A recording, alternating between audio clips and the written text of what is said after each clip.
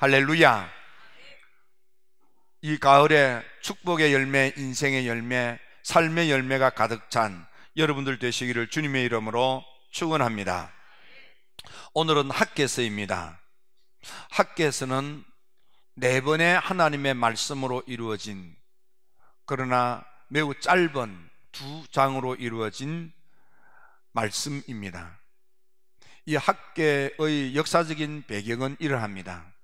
북쪽 나라 이스라엘이 BC 722년에 아수르 제국에 의하여 멸망을 했지만 살아남은 남쪽 유다가 깨닫지 못하고 여전히 타락의 길을 걷다가 136년 후에, 그러니까 BC 586년에 바벨론 제국에 의하여 멸망을 하게 되며 예루살렘 성전은 파괴되었고 성벽도 무너지고 말았습니다. 하지만 이 바벨론 제국도 한 50년이 지난 후에, 그러니까 BC 539년에 신흥 제국 페르시아 제국에 의하여 멸망을 당하게 됩니다. 이때 제국의 새로운 파사 제국의 임금은 고레스인데, 이 고레스가 잠이 안 오는 깊은 밤에 하나님의 말씀인 이사야서를 찾아서 읽게 됩니다. 이사야서 44장에서 45장에서 깜짝 놀랄 그런 하나님의 말씀을 읽게 됩니다. 태어나기도 전에 이미 하나님께서 이사야를 통하여 고레스 이름을 거명하며 그가 나의 종이 되어서 택한 백성들이 시온으로 돌아오게 하고 성전을 건축하게 될 것임을 예언되어져 있는 말씀을 읽게 됩니다. 그 말씀을 듣는 순간에 고레스 임금의 마음속에 거룩한 감동이 작동되기 시작합니다. 그래서 칙령을 내려서 택한 백성 이스라엘 유다 사람들을 시온성으로 돌아가게 칙령을 발표합니다. 왕의 어명에 따라서 그들은 고국으로 돌아가게 되는데, 스룹바벨에 의하여 537년에 스룹바벨에 의해서 돌아오는데 약 5만 명, 정확하게는 49,676명이 고국으로 돌아오게 됩니다. 이때의 고레스 임금은 성령의 거룩한 감동에 따라 2가지를 당부합니다. 첫째는 너희들이 올라가면 제국의 백성들이 도와준 그런 건축 헌금으로 하나님의 성전을 건축하고, 두 번째는 성전이 건축되면 나와 제국을 위해서 중보기도 해달라 부탁을 합니다. 하지만 왕의 어명을 받고 돌아온 택한 백성 이스라엘 백성들이 불행하게도 성전 건축 기공 공사를 했지만, 성전 건축 기공 공사가 끝난 후에 먹고 살기 바빠서 아이들 교육시키기 바쁘다는 핑계로 이런저런 이유로 성전 건축 공사를 중단했습니다. 그리고는 온 힘을 다하여 열심히 살아보려고 밭을 가고 사업을 하게 됩니다. 그들의 집은 판벽한 집이라 호화롭고 좋은 건물로 집을 짓고 살았습니다. 하지만 죽정이는 이렇게 화려하고 좋은 것 같으나 그들의 삶의 자리는 매우 참담했습니다. 그래서 16년이 지난 후에 다시 성전을 건축하게 되는데, 바로 이때에 하나님을 만나 하나님의 음성을 듣고 학개 선지자가 일어나서 너희들이 사는 것이 왜 이렇게 어려운지 아니? 겉으로는 자유하고 겉으로는 잘 되는 것 같던데 속은 왜 텅텅 비고 사는 것이 왜 이렇게 고단한지 아느냐 하고 문제의 근원을 지적하며, 이제라도 이 어렵고 힘든 고단한 인생을, 이 고통스러운 삶을 청산하고 복된 새 삶을 살 수 있음을 가르쳐주는 말씀으로 이루어진 것이 학개서가 되겠습니다. 특히 학개 선지자가 활동할 때는 다리오 임금이 이제 16년이 지난 후에 다시 새로운 칙령을 내리는 것입니다. 특히 고레스 임금이 거룩한 성령의 감동으로 칙령을 내렸을 때 제국의 백성들이 돌아가는 여비를 도와주고 또 성전 건축에 헌금을 하도록 해서 돌아가는 여비의 도움을 받고 성전 건축 헌금을 가지고 돌아온 택한 백성이 하나님의 성전 건축에 전념하지 아니하고 먹고 사기 바빠서 성전 건축을 중단했던 것입니다. 그래서 다리오 임금은 다시 성전 건축을 재건하도록 칙령을 내리는데, 그때 모든 행정 관세 명하기를 행정적인 지원을 아낌없이 하라고 임금이 어명으로 하달을 합니다.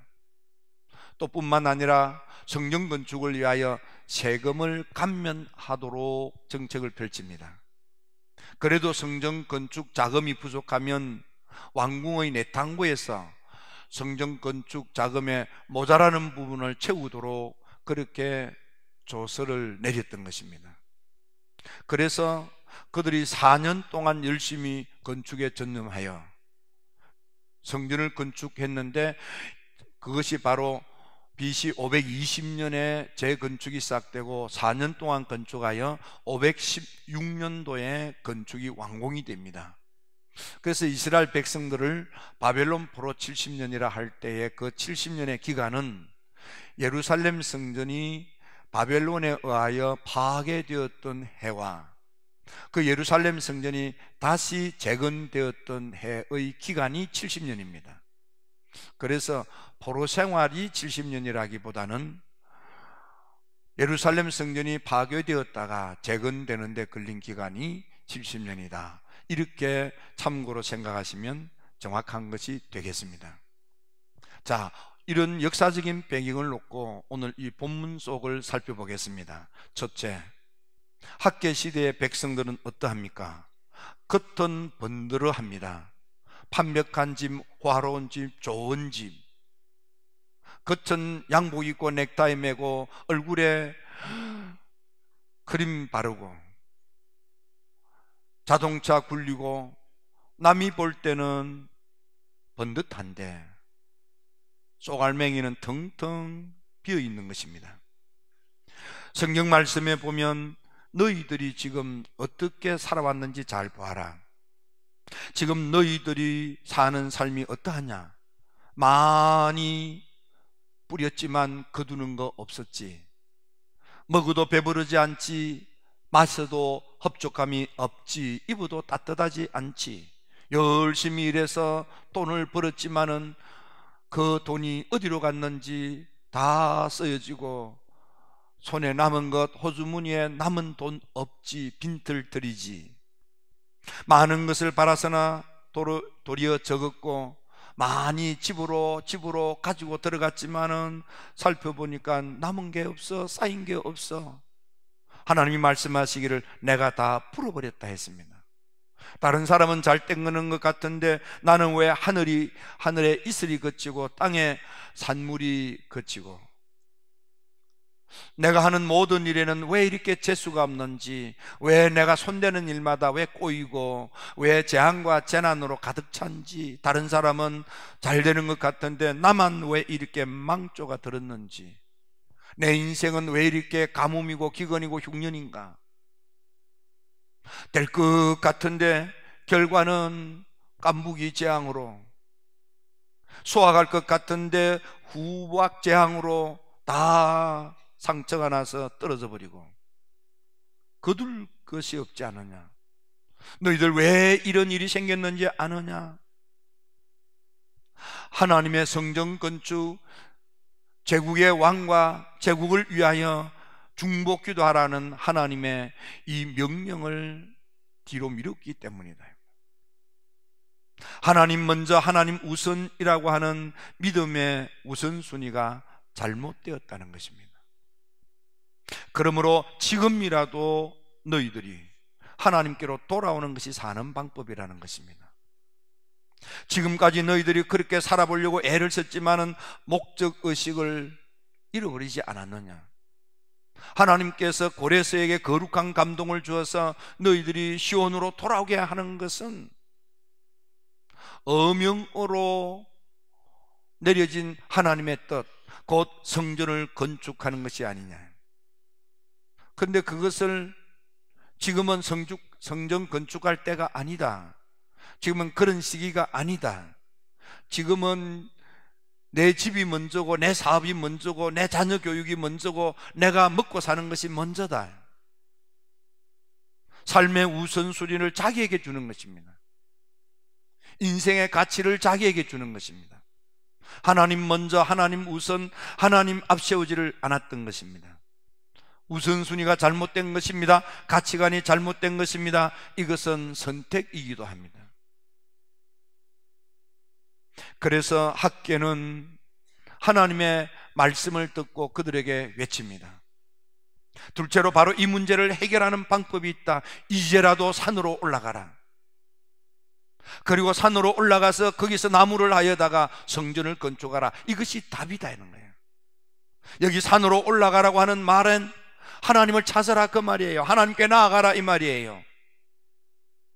하나님께 기도하라 그 말이에요. 하나님의 말씀에 귀를 기울이라 그 말이에요. 하나님을 찬양하라 그 말이에요. 하나님께 헌신하라 그 말이에요.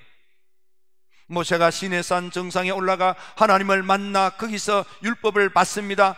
성막의 설계도를 보고 내려와 율법을 가르치며 성막을 짓습니다. 엘리야가 갈멜산 정상에서 기도함으로 불의 응답, 물의 응답을 받습니다.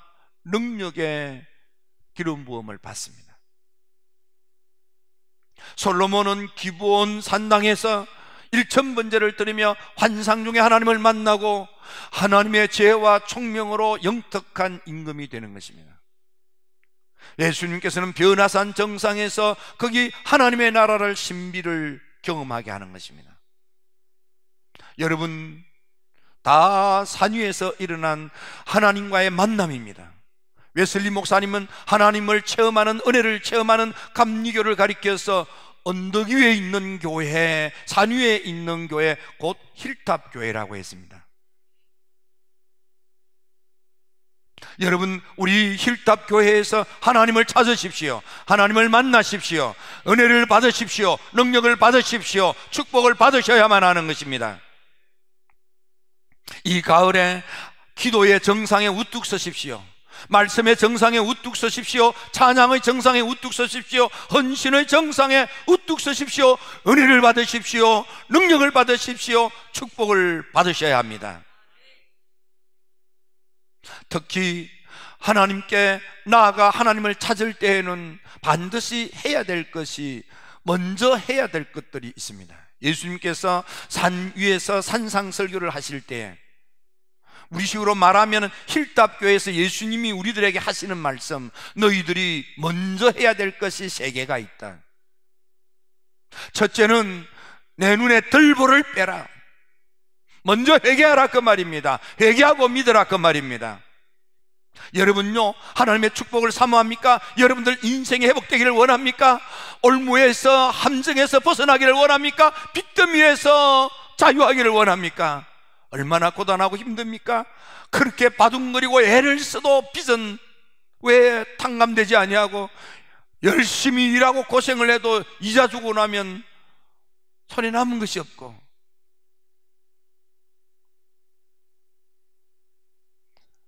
학교를 통해서, 우리 주님을 통해서 우리에게 하시는 말씀, 첫째로 회개할 것이 있는지 보라 그 말이에요. 내 눈에 들보가 있다 이 말이에요. 하나님의 축복을 가로막는 바위가 있다 이 말이에요. 회개하고 믿어야만 돼. 내게 회개할 것이 무엇인지를 찾아내야 하는 것입니다. 먼저 하라 하면요. 두 번째는 먼저 그의 나라와 그의 의를 구하라. 그리하면 먹고 마시는 것은 덤으로 축복하여 준다 했습니다. 먼저 하나님을 찾으십시오. 하나님의 영광을 구하십시오. 하나님의 나라를 추구하십시오. 하나님의 뜻을 앞세워야만 됩니다. 하나님 먼저 하셔야만 됩니다. 학개시대의 사람들은 하나님을 뒤로, 하나님의 일을 나중으로, 내가 먼저 먹고 살아야지, 내 집부터 먼저, 내 자녀 교육부터 먼저, 우선순위가 잘못된 것입니다. 주님은 힐탑에서 말씀하십니다. 너희는 먼저 그의 나라와 그의 의를 구하라 이 말이에요. 세 번째, 주님이 말씀하십니다. 힐탑에서 말씀하시기를 너희는 먼저 화해하고 예배 드려라 이 말이에요. 여러분, 그릇이 큰 사람만이 용서가 가능합니다. 성숙한 사람만이 용서를 할 수 있습니다. 속이 좁은 사람은 기분이 나쁘다고 이를 갈고 성질을 부리면서 용서하지 않습니다. 은혜를 받은 사람이, 사랑이 충만한 사람이, 그릇이 큰 사람이 용서가 가능한 것입니다. 주님은 너희가 먼저 용서하고 그리고 예배를 드려라, 그 말입니다. 이렇게 예수님이 세 가지를 먼저 하라고 그랬습니다. 회개 먼저 하라 이 말이야. 내 눈에 들보가 있는지 없는지 살펴서 그거 먼저 뽑아라. 회개하라. 먼저 하라. 먼저 하나님의 영광을 구하라. 그러면 너를 위하여 너가 지금까지 애써도 배부르지 않고 흡족하지 않고 춥고 거두는 거 없는 텅 빈 인생, 배고픈 인생, 초라한 인생, 고단한 인생, 피곤한 인생 살지만은 하나님 먼저 하면 그 문제를 하나님이 해결해 주시겠다 이 말이에요. 용서하고 살아라 말이야. 화목하고 살아라. 그러면 너희들의 예배를 내가 받아준다 이 말이에요. 내가 예배를 드려도 기도를 해도 헌신을 해도 하나님이 받지 않는 것은 내게 미움이 가득 찼기 때문입니다. 용서가 안 되기 때문입니다. 마음이 다쳤기 때문입니다. 거기다가 사도 바울은 하나를 더 첨가합니다. 고린 믿음의 아들 디모데, 목회를 하고 있는 디모데 목사님에게, 믿음의 아들인 이 디모데 목사님에게 사도 바울이 너는 목회할 때 먼저 성도들에게 가르쳐야 할 것이 있다. 먼저 부모님에게 효도하라고 가르쳐요. 먼저 부모님을 효도해야만 됩니다. 어떤 이유로든지 부모님 먼저 효도하셔야만 됩니다. 그래서 여러분, 그것이 하나님께로 나아가는 방법인 것입니다. 믿음의 정상에 서는 방법입니다. 은혜의 정상, 축복의 정상으로 나아가는 방법인 것입니다. 우리 일탑의 성도 여러분, 이름만 일탑이 아니고 여러분의 삶의 질이, 신앙의 내용이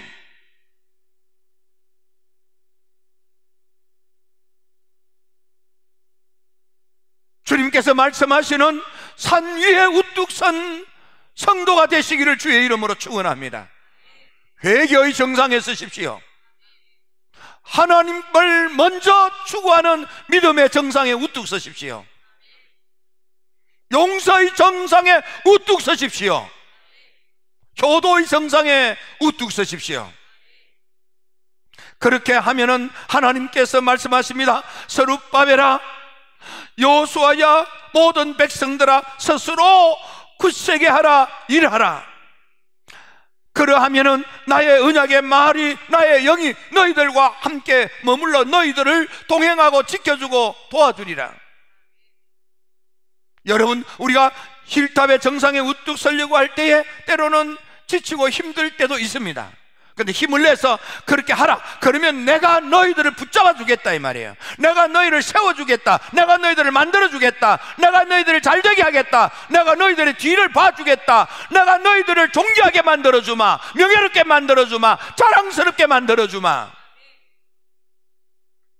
여러분, 이 가을에 우리 중앙의 모든 성도들이, 힐탑의 모든 성도들이 축복의 중심에 우뚝 서서 하나님께는 크게 영광을 돌리고 축복의 간증자가 되기를 주의 이름으로 축원합니다. 회개하는 심령으로 마음의 성전을 이루십시오. 경건을 회복함으로 가정의 성전을 이루십시오. 여러분, 일터가 사업장에 사업 성전이 되게 하십시오. 인생의 중심에 주님을 모시고 하나님을 앞세우고 하나님을 뒤따르는 인생 성전을 만드십시오. 그러면 지금은 보잘것없고 지금은 초라한 것 같으나 내 나중은 창대하게 되리라. 내 나중은 더 큰 영광으로 충만하리라. 나의 영광으로 충만하리라. 나의 영광으로 축복하리라. 내가 너희들을 붙들어 주었다. 내가 너희들을 이제 만들어 줄 것이다. 잘되게 만들어 줄 것이다. 형통하게 만들어 줄 것이다. 부요하게 만들어 줄 것이다. 풍성하게 만들어 줄 것이다. 나아지게 만들어 줄 것이다. 여러분, 지금의 여러분의 형편들이 초라한 것이 되고 하나님의 축복으로 말미암아 여러분의 가정의 자녀가, 여러분의 사업이, 여러분의 인생이 엄청난 하나님의 영광으로 가득 차게 되기를 주의 이름으로 축원합니다. 선택은 여러분들이 하는 것입니다. 이번 10월달이 이 가을에 열매를 맺어가는 가을이 되게 하십시오. 이제는 웨슬리가 염려하고 걱정했던 하나님을 찾기를 게을리하고 나태하게 하고 태만히하는 그런 죄의 올무에서 벗어나십시오. 웨슬리는 말하기를 죄 같지 않는 죄, 그러나 가장 무서운 죄, 심각한 죄라고 했습니다.